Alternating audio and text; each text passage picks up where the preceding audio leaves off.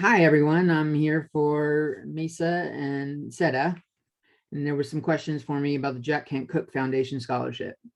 I'm a former COS student. I was here a decade ago. I teach here now in mathematics. And when I was transferring, I earned the Jack Kent Cooke Scholarship for the Undergraduate Transfer Award. The scholarship comes in a couple flavors. You can get it one when you're in high school, and it's called the College Scholarship. If you're at a community college already, it's called the Undergraduate Transfer Scholarship. And then they have one, I think it's for junior high students. It's called the Young Scholars. It's students that are getting ready for it in the future. So a little over a decade ago, when I was given the opportunity to apply for it, you had to be nominated by your school, and they could only nominate 2 students. So they handpicked a handful of students that they were thought would be liable or likely candidates, and said you can compete for a spot for one of the 2. And you had to basically do the application, go through the application, and it had 2 essays, and then a whole lot of information, like information questions, short essay or short response things. And you needed financial information from your parents, regardless of your age. I believe that's changed now, partially due to students like me. I was in my early 30s when I earned the scholarship, and I was no longer on my parents' income, but I still needed to track them down. The scholarship is for students that are motivated to succeed, that give back to their community, but struggle to afford to pay for it. So it's merit isn't just ability or high grades. What merits a Jack Kent Cooke scholarship is community service, good grades, and determination, motivation to succeed. So anyone can apply. And it's not just for STEM students, it's for any student. I have met fellow scholars of mine, are authors. They're in one of them works for Pixar now as a designer. I've met people in all fields. So it's kind of a neat thing, and everybody's a legend in the group for their own particular information. Like if they need feedback on something, they're like, which Jack Kent Cooke Scholar is the great one in this subject?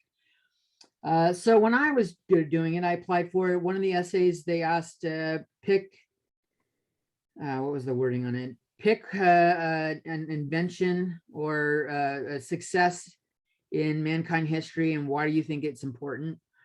That was one of my questions. I don't remember the other one. That one stood out because I ended up choosing the Wright brothers and developing flight.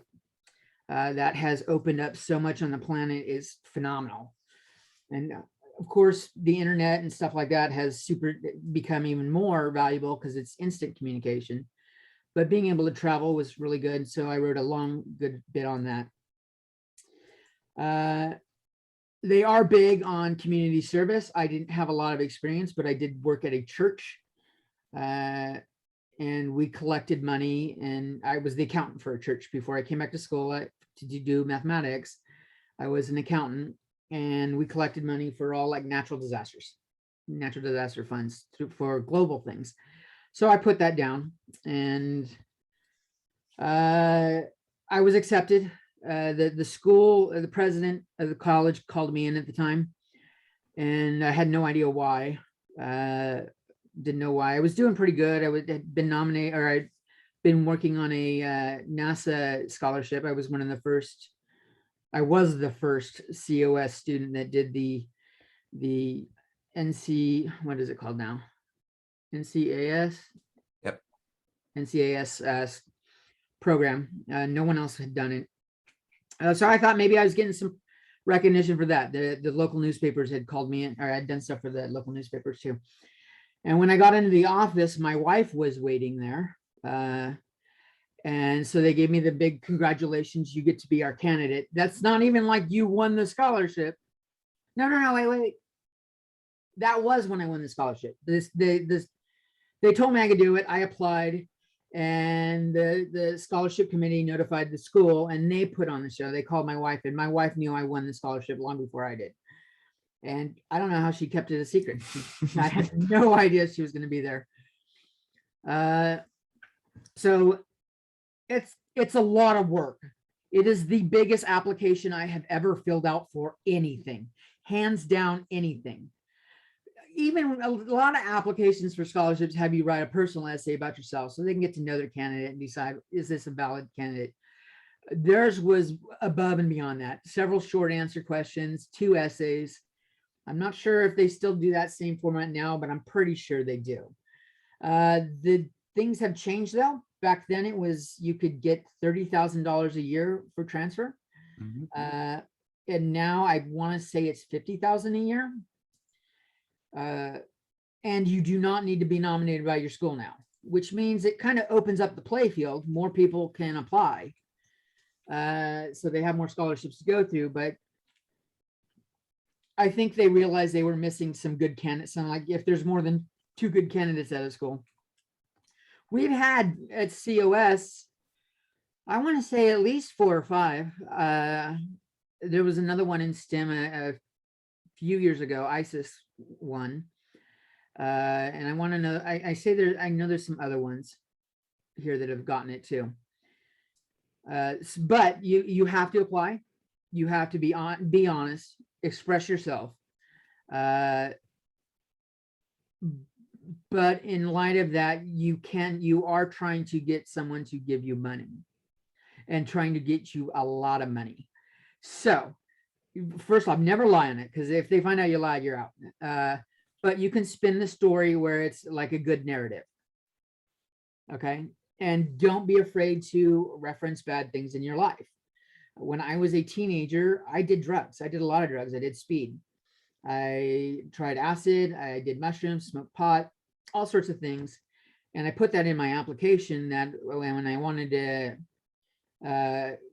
be a teacher, that background, I wasn't ashamed of it or anything. It would allow me to recognize when students in my classes were experiencing or doing the same thing, and maybe I could talk to them and get them some help. So I spun that in a good way. It's a bad thing in my history, but I spun it into a positive narrative about how I'm going to use that bad event in my past to help. That was a self-chosen bad event, but other students have had bad events happen to them. If your parents are killed in an accident, or whatever happens, you're a survivor of domestic abuse, you can point that out and say, but I'm rising above it. Let's say your family doesn't want you to go to school. We've got plenty of students that their family doesn't want them to be attending college. We want you working. We want you working in the fields or whatever. And you can point that out. They like that because you're overcoming adversity and still doing well. Like, you need good grades to apply for this in the first place, but you're overcoming adversity in the process of doing it. It makes you stand out. So that was my journey. I got the undergraduate transfer scholarship. Once I got it, I tried to apply to a couple. I found out after a lot of the transfer applications were due. Sharon Black used to be the Mesa counselor. She tried to get me into Stanford, and they were like, nope, even if you have payment the whole way, like, they didn't have to, there was no scholarship, no nothing, it was automatic funding. They didn't get in. But I went to UC Merced, and the Jack Kent Cooke Foundation has a graduate scholarship program. And the only way to get that, though, is to be a college transfer scholarship or an undergraduate transfer scholarship. So you have to be a Jack Kent Cooke alumni, basically. And you're really only competing against yourself. If you get the scholarship and you continue to be a rock star, because you must have been a rock star to get the scholarship in the first place, you're more than likely going to get it. And that one's just as big. I want to say when I went to UC Santa Cruz for graduate school, between my undergrad and graduate school, I want to say I netted a good 150,000 out of them, just from them. Definitely, no, well, hell, I had 100,000 really from undergrad, because I was at UC Merced for 3 years, probably 200,000. So Wow. it was a scholarship that just kept giving, and you don't apply through COS. It was an external one. It's a lot of work, but the money isn't even the best part I got out of it, to be honest. It's a great thing. But I was gonna do what I was gonna do, and even if I had student loans, I was gonna do it. I have met so many phenomenal people, and inspiring people. Listen to people that do music, do dance, different like art, and it's kind of crazy. It's been a good ride, and they do a scholars weekend every August, beginning of August, right before school starts. It's generally in Baltimore, and they'll fly you out and pay for your stuff there, and it's like a weekend thing, like 3 or 4 day thing. It's phenomenal meeting all the other scholars. So that's the journey. That's what I went through. Let's see what Sam's got for questions here. Cool. Sam, So introduce yourself for future people. sounds good. I am Samuel Mielik. I am currently the SETA president. So I've been around COS for quite a few years now, and I will be transferring out. So hence my interest in this, but we wanted to make this video for future SETA members and future MESA members so that you guys can also have all these questions already answered for you. So I'm going to go through just a few questions that I had. Actually, one that came up when you were talking is, so you're talking about how like not to be afraid to reference bad things in your past. What if, so for example, I haven't had a particularly interesting, or not necessarily interesting, but like I don't have a lot of things that'd be like, oh, that's such a bad thing like that happened to me. How would you kind of like, how would you sell yourself even if you don't have something that you feel like is going to capture their emotion or attention? I want you to do a 360-degree turnaround in your chair and look around your room and tell That's me fair. what makes you unique. Okay, you're really going for unique and striving to overcome stuff. I would talk with someone that doesn't know your story. Okay. Let them ask you a bunch of questions, tell them about yourself, let them ask you questions, and you might have something that you don't see as any much of a challenge, or it's quite a challenge. I've helped when I was a student at COS. There was a scholarship for women, and I think they still do it. It was worth 10,000, and a friend of mine was applying for it. She's like, I don't know what to say, and we went through her story, and it was something like her family just wasn't interested in education, and so she had like several siblings, and so she had to work on the side and do stuff like that to pay for her schooling, and you just spin that into a tale. If it's not something you've overcome in the past, do a challenge you plan to overcome in the future. Okay, that's good. Like if you want to be a doctor or an astronaut or something, that's like crazy like that, give a strategy for how you're going about it. Like, I've got a plan. Show that you're motivated and that you're striving to succeed. I like it. That's good. Cool. All right. So my next question was, I guess how, because I think the application has changed a little bit. I was looking over it, that it is a little bit more, there's a lot more parts to fill in because I guess they're looking for a lot of information, right? And It's it doesn't, yeah, it's a lot. It's way more than the COS scholarship. Yeah. So they have a section where it's experiences, like fill out your experiences.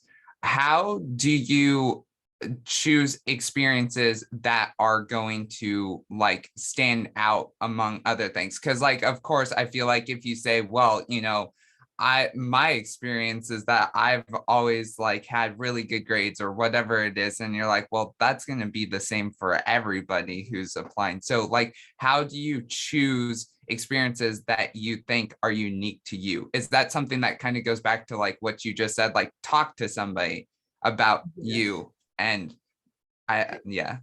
For you in particular, your room, what got you interested in Legos? Like discuss that is gonna make you stand out, like the Lego maniac. Yeah. And so like what your first experience of playing with Legos, and what made you decide to start collecting them, and why you have that such a it's now a fire hazard, a safety hazard walking through your room because you've collected so many of them. Something that makes you stand out.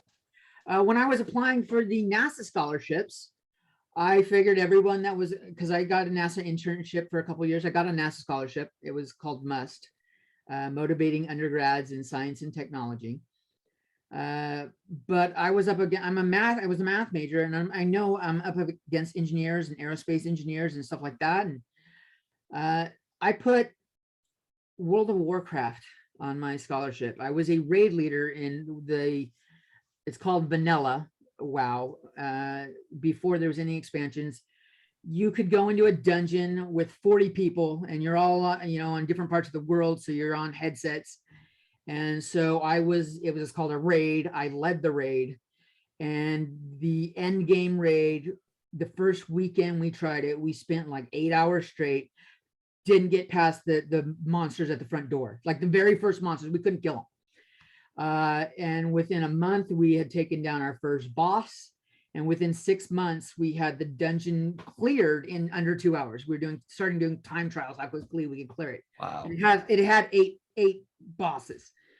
So I put that down. Like it was a leadership experience thing. I couldn't think of anything else to put for leadership.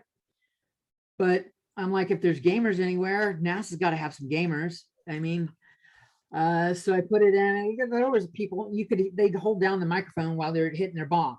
Like you hear the blah, blah, blah, blah, blah. You knew they were getting high.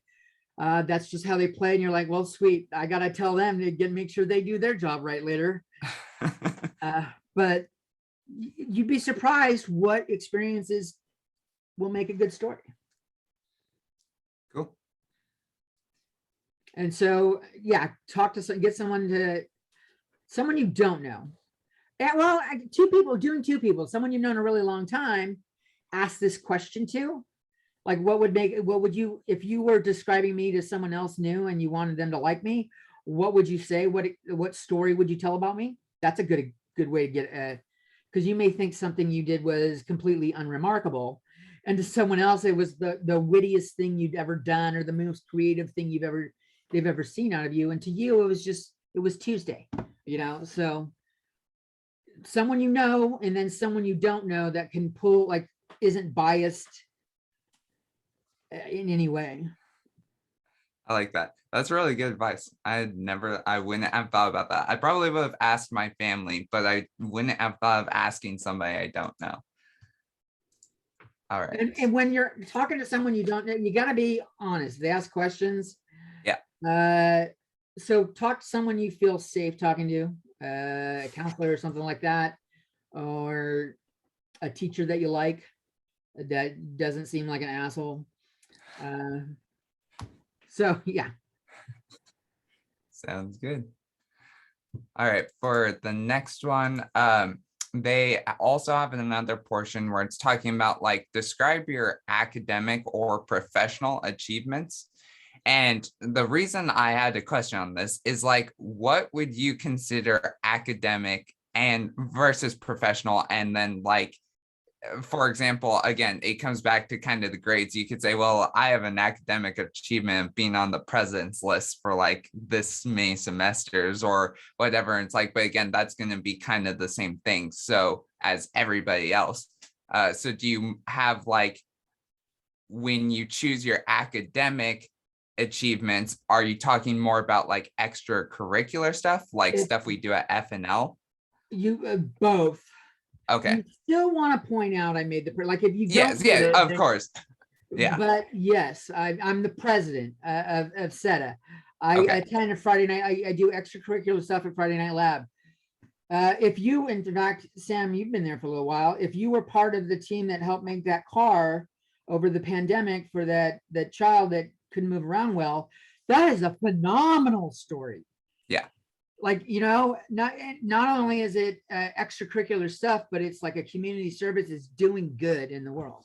Yeah. So things like that, clubs you're involved in, even sports you're involved in, stuff you professional would be work related, but if you do stuff in your community, like if you're a big brother or you are affiliated with a church and your church does something, you know, does a fundraiser or something for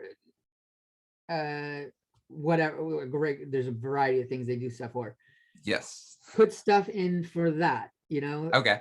So examples of where you're doing something good for your community or for other people.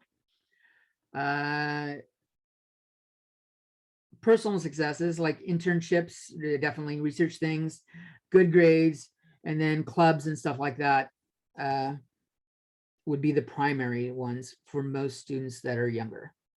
Okay, cool. If you have work experiences, you can use those. Generally, though, if you've got a lot of professional work experience things, you're probably not applying for this. You've already had your job. Yeah, And that's they know that. I think it probably might apply if you had like internships, but like if you had something that you did over an internship, that might kind of fall into the professional area a little bit more. But Yeah. I doubt you're going to be somewhere long enough that you're going to be like making these huge achievements as Right. a full-time student and an intern. So, Right. all right. So I have one more question, and this one should be pretty short, but it was something that caught my eye because so I was homeschooled and I was not required to take tests. Okay. Like I had standardized tests, right? But I didn't have to take SATs, ACTs, AP classes, you know, AP exams, stuff like that. But they do have a section where they're asking like, okay, like fill in your SAT stuff, fill in your AP stuff. Do you think those are necessary to be competitive, or do you think that's more of just like an extra thing that you did before you got to community college? I didn't do them. Okay. So it's clearly not necessary. And now that I know you're homeschooled, something to you, which is completely unremarkable, is phenomenal considering you're now set a president and kicking ass in school and involved in all the things you did. You're very social. That is definitely like for you, that is something that stands out. Not a lot of people are homeschooled. You are actually in like, I wouldn't say outlier. I suspect it's higher than 5%, but it's not a large percentage of students that are homeschooled that go on to college and do stuff like that. Cool. So yeah, like little things like for that is a perfect example. I'm glad you brought it up because for you, it's no, that was my life. It's nothing, you know, abnormal. There's nothing special about it. But to everyone else, wow, you were homeschooled and you're like, you're doing really well. That's really cool. So yeah, you should definitely play that up because you may not see that as a something to overcome. But as you were growing up, you did not have all the experiences of interacting with other people. So to come out of that and now be president of the science club shows that you've developed the interpersonal skills that you, even though you didn't have those experiences as a child, you still were able to come into like a general society and do well. And I know like homeschooling is not like being a hermit where you're out in the wilderness, but it's also you're not in a room of 30 other kids your age, yes, all growing up. So there is a lack of experiences that you didn't, or things you didn't get to do as a kid that other kids did. Yep. So it's little things like that. So that's an example of talking to someone you don't know and just they will catch something that like if they're like, wow, that is not normal, or you know, roll with it, play it up. Cool. That is good to know. I like it. And it because they will point out to you how they would see it as a challenge. Mm-hmm. Like I did. I think it would be really hard to be social and stuff like that if I had no social experience whatsoever. Yeah.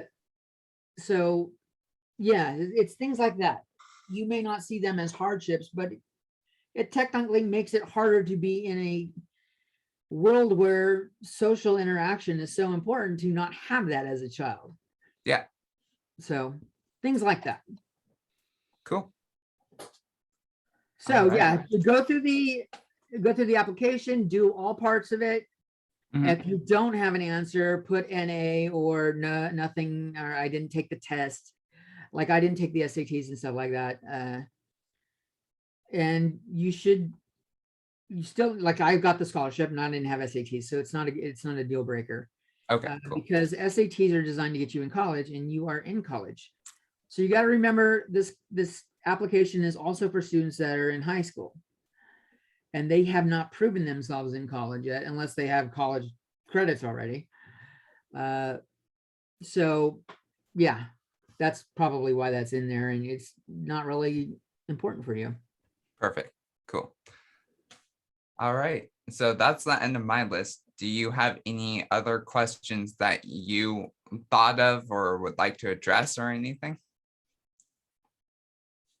When you're done, let someone read through all your responses. For two things, have someone that's skilled in writing, because something may read, both people will recognize if something reads funny to them. But the skilled writer will be able to fix the grammar and stuff for you. But yeah, having them read it. So having two people read it, especially having someone that knows you, that they read the personal essay.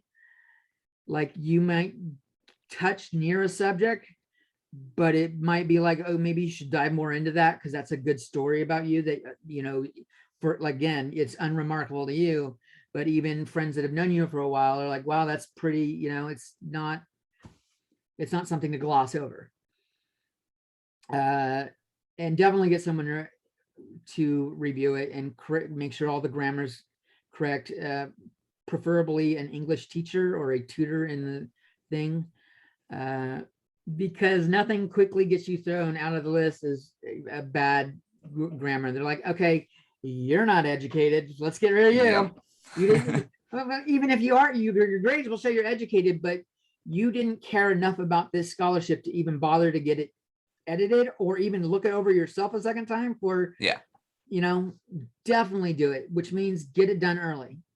Okay. So because you need time to get those reviews done, not just the reviews done, but to make the corrections.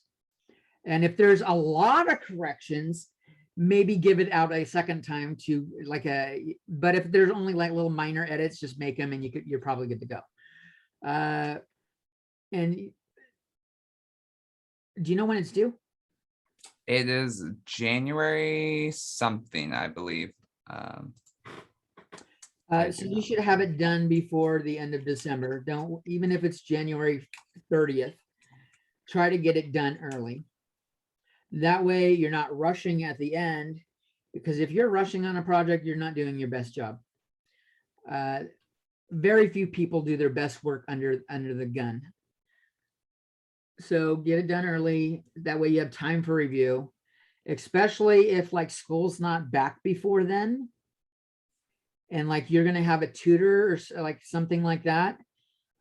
You want to get at least all the essay writing part done and reviewed by somebody before you lose access to them over winter break. Yeah. So be aware of timelines. Cool.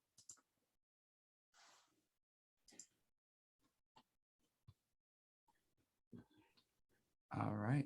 Sorry, I was looking for the actual due date, but I'm not seeing it. I read it somewhere. It'll change each year anyway, so. Another thing a lot of people struggle with, this is universal among Jack Kent Cooke scholars, is every single one of us feels like an imposter. And what I mean by that is when you meet everybody else, you're like, wow, there's nothing remarkable about me. But like, I know people that work at Disney and stay at Pixar and stuff like that. I'm like, you people are phenomenal. I'm not even in the same league as you. And that's easy to feel that, like when you know how big the scholarship is ahead of time, it's easy to feel that way even before you get started. Yeah. And if you feel that way, if you don't feel like you're worthy when you get started, you won't start. You won't even apply. Don't make the assumption that you're not good enough to get the scholarship. You're definitely not good enough to get the scholarship if you don't apply, because only winners go for it. Okay. So apply. If you don't think you're, if anything, you will have a collection of essays and scholarship information that you need for other scholarship applications already all gathered, stuff like that, for any other scholarship that's not just COS related, because there's a list of scholarships.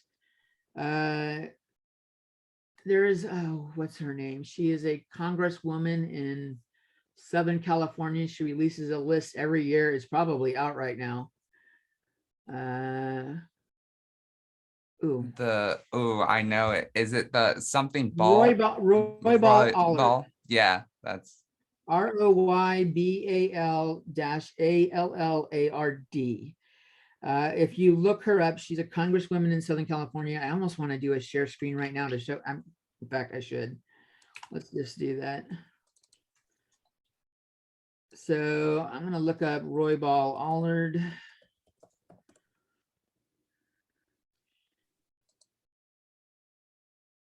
And you will see, nope, I don't want to join her office. Info for students is right here on the right. You click on it. Paying for College, Student Resource Guide 2021-2022 edition. It's the very first thing when you click info for scholar or info for students. And you will notice the table of contents, the very first thing, it's sorted by due dates, which is really handy. You're like, nope, October's passed. I don't even need to look at anything before page 10. So I can immediately jump down to page 10 and start looking there. And it has a list of the names of the scholarship, how you contact them, who's eligible for it, and what the award is. And an easy way to go about finding something is, like, if you're female, put female or look up female. And then look at all the ones that say female or women's. There's a lot of scholarships or something like that. If you're Hispanic, type Hispanic, because many of them are designed specifically for certain people. If you want to be an engineer or something like that, you can put in engineering. Or you can go through this list starting at the current month that you're eligible to apply for, and just start going through the ones from there.